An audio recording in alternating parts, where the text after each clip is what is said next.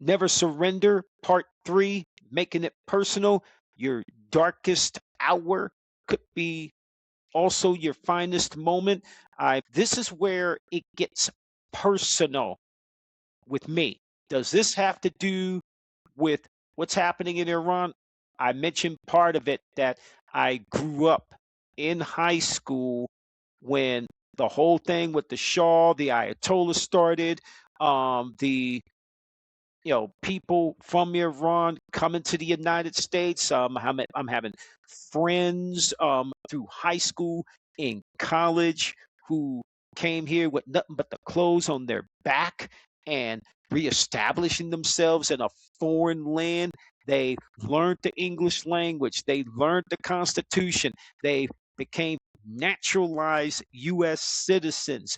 They worked hard. They put their allegiance from Iran to the United States. So I grew up with that. So 1983, I'm a year removed from high school. Iran is now through the Ayatollah, is bombing U.S. facilities, bombing nightclubs where U.S. soldiers, servicemen and women, U.S. citizens are um, having business, having fun there, okay? And they're threatening death to America, getting their hands on nuclear weapons while all this is going on. Well, I enlisted in the United States Marine Corps in 1983. I got 4 U.S. Marine officers in front of me, and I'm thinking, I'm about to go to jail for something I didn't do. Guess what? They told me I was U.S. Marine material.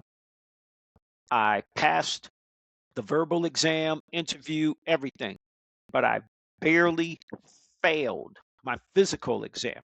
They went through every waiver to keep me in, all denied.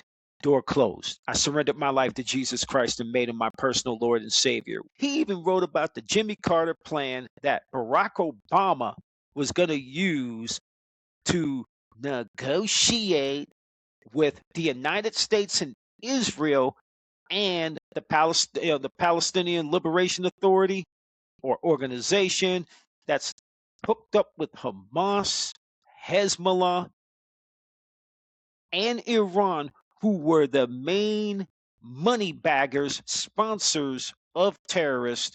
And Mike Evans warned people through his publications, don't do it.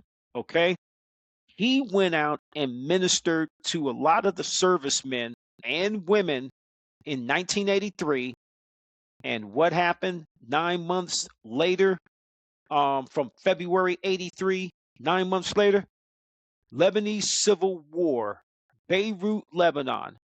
Hamas attacked the U.S. Marine barracks. 3/4 of that barracks came back in body bags. When I found that out, I later found out the group I was supposed to be with was part of that group. That meant God intervened, stopped me from going so I could sit here right now and speak to you.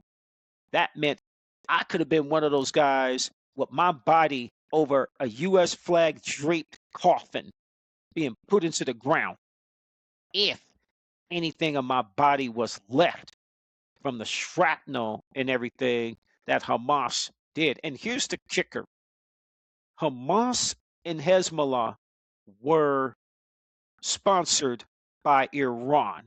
Okay? That's the reason why today their money supply got cut off. Okay? So that's how personal that dark moment turned into my finest hour.